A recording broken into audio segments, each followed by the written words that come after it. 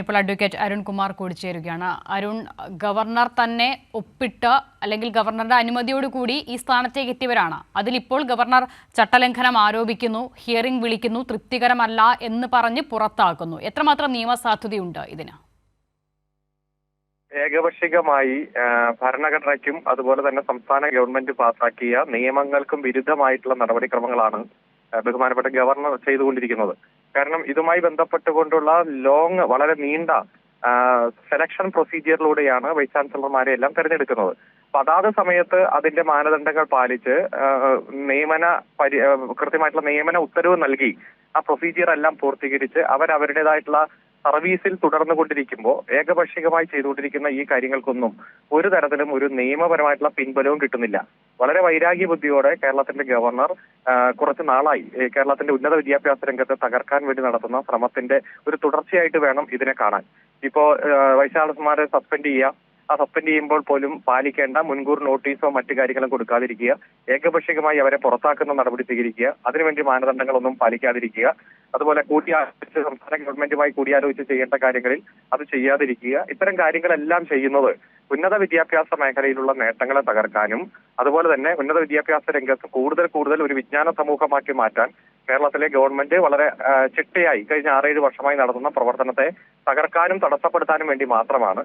ഏതായാലും അതെല്ലാം ജുഡീഷ്യൽ റിവ്യൂവിന് വിധേയമാണ്.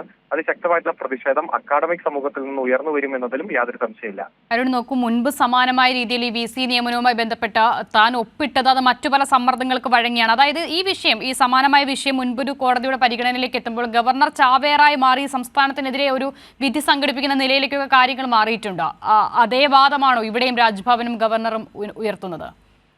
ഇല്ല, അത് അന്നത്തെ സാഹചര്യം പ്രത്യേകമാണ്. കാരണം അന്ന് ഒരു റിട്ടയറായ അല്ലെങ്കിൽ സർവീസിൽ ഒരു തവണ വൈസ് ചാൻസലറായി തുടരുന്ന വ്യക്തിയെ വീണ്ടും പുനർനിയമനം നടത്തുന്നതുമായി ബന്ധപ്പെട്ടുകൊണ്ട് ഒരു തരത്തിലും നിയമപരമായിട്ടുള്ള ബുദ്ധിമുട്ടില്ല എന്നും അതുമായി ബന്ധപ്പെട്ടുകൊണ്ട് സ്വീകരിച്ച പ്രൊസീജിയർ എല്ലാം കറക്റ്റ് ആണ് എന്നും അതുകൊണ്ട് അതിൽ സുപ്രീം കോടതി തന്നെ ഉയർത്തിയ ചോദ്യങ്ങളെല്ലാം വളരെ പോസിറ്റീവായിട്ട് ആൻസർ ചെയ്തതിനു ശേഷം ബഹുമാനപ്പെട്ട ഗവർണർ മറ്റു മാധ്യമങ്ങളോട് പ്രതികരിച്ചപ്പോൾ താൻ സമ്മർദ്ദത്തിന് വിധേയപ്പെട്ടാണ് ചെയ്തത് എന്ന് പറയുന്ന ഒരു സാഹചര്യം വന്നപ്പോൾ മാത്രമാണ് അത്തരത്തിലൊരു വിധിയിലേക്ക് പോയത്. പക്ഷേ ലീഗലി കറക്റ്റ് ആണെന്നും അതിനുവേണ്ടി സ്വീകരിച്ച പ്രൊസീജിയർ കറക്റ്റ് ആണെന്നും പുനർനിയമനം ആകാമെന്നും പുനർനിയമനത്തിന്റെ ഘട്ടത്തിന് ശേഷം പ്രായത്തിന്റെ ലിമിറ്റിൽ മാറ്റം വന്നാലും അദ്ദേഹത്തിന്റെ സർവീസ് പൂർത്തീകരിക്കാമെന്നും എല്ലാം വളരെ പോസിറ്റീവായിട്ട് തന്നെയാണ് ആൻസർ ചെയ്തത്. ഇപ്പോൾ നടന്നുകൊണ്ടിരിക്കുന്ന പ്രക്രിയ അതുമായി യോജിച്ചല്ല.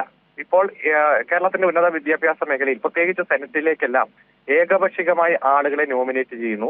അവരെല്ലാം RSSന്റെ തലവന്മാരും അതുപോലെ ABVPയുടെ നേതാക്കന്മാരും അക്കാഡമിക്കായിട്ട് ഒരു മെറിറ്റും ഇല്ലാത്തവരെ തിരികെ കയറ്റുന്നതും എല്ലാം നമ്മൾ കണ്ടതാണ്. ഇവ കൃത്യമായി അജണ്ട വെച്ചുള്ള ഒരു പ്രവർത്തനം തന്നെയാണ്. ഉന്നത വിദ്യാഭ്യാസ രംഗത്ത് അടുത്ത കാലത്തായി വന്നിരിക്കുന്ന വളരെ വലിയ മാറ്റം, ആ മാറ്റത്തെ ഇല്ലായ്മ ചെയ്യാൻ വേണ്ടിയിട്ടാണ് ഇവയെല്ലാം ജുഡീഷ്യൽ റിവ്യൂവിന്റെ ഭാഗമായി ഹൈക്കോടതി പല ഘട്ടത്തിൽ ഇടപെടുന്ന സാഹചര്യം ഉണ്ടായിട്ടുണ്ട്. ഏതായാലും വലിയ ഒരു പ്രതിഷേധം ഈ രംഗത്ത് ഗവർണറുടെ ഈ നടപടിക്കെതിരെ ഉയർന്നു വരുമെന്നതിൽ യാതൊരു സംശയമില്ല. ശരി, അഡ്വക്കേറ്റ് KS അരുൺകുമാറാണ് പ്രതികരിച്ചത്. വളരെ നന്ദി.